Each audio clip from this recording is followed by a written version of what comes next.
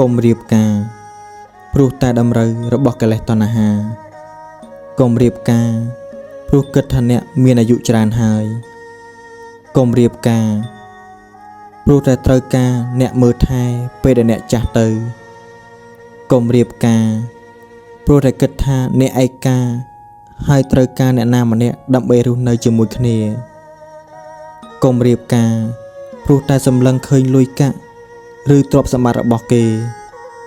កុំរៀបការព្រោះតែការអាណិតនរណាម្នាក់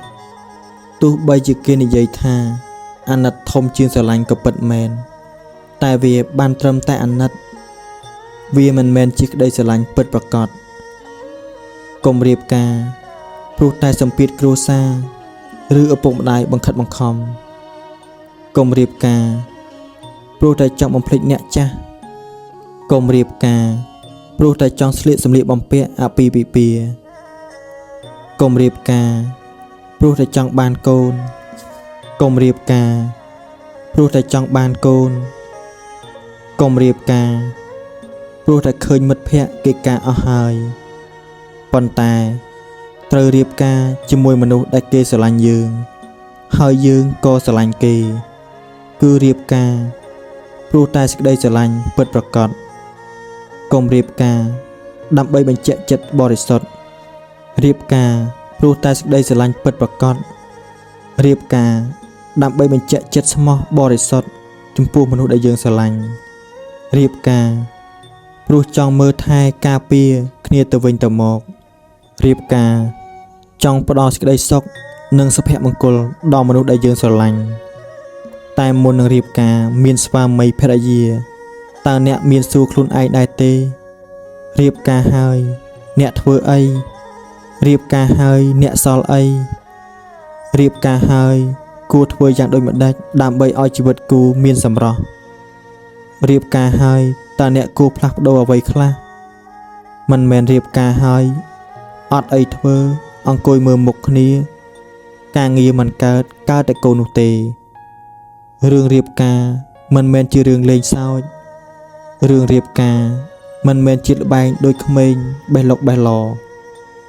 រឿងរៀបការមិនមែនងាយស្រួលដូចយើងគិតតែរឿងរៀបការគឺជាការកសាងជីវិតមួយថ្មីផ្សេងទៀតដែលយើងត្រូវផ្លាស់ប្ដូរទម្លាប់ចាស់របស់យើងចោលហើយមករស់នៅជាមួយនឹងទម្លាប់ថ្មីជាលក្ខណៈប្តីប្រពន្ធដែលយើងមិនអាចធ្វើតាមចិត្តនឹកឃើញដូចពីមុនឡើយទម្លាប់ចាស់ដែលធ្លាប់តែឆេវឆាយឈាមរាវឆាប់ខឹងឆាប់មួម៉ៅឆាប់ក្តៅក្រហាយខ្វះការអត់ធ្មត់ខ្វះការគិតវែងឆ្ងាយមានចិត្តរីមាយមិនសូវនឹងណោនោះហើយជាអ្វីដែលយើងផ្លាស់ប្ដូរ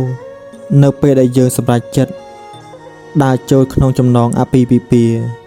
បើកាលណាយើងហ៊ានសម្រេចចិត្តដើរចូលក្នុងចំណងអាពាហ៍ពិពាហ៍ហើយគឺត្រូវតែតស៊ូអត់ធ្មត់សង្កត់ចិត្តជាមួយគ្នានៅពេលដែលចំណងជីវិតអាពាហ៍ពិពាហ៍វារឹតខ្លាំងចំណងកាន់តែតឹងយើងកាន់តែតស៊ូកាន់តែតឹងយើងកាន់តែរឹងមាំបើយើងតស៊ូបានជោគជ័យយើងនឹងរស់នៅជាមួយគ្នាយ៉ាងមានសេចក្តីសុខនៅក្នុងចំណងអត្ថបទសំនៀងដួងចិត្ត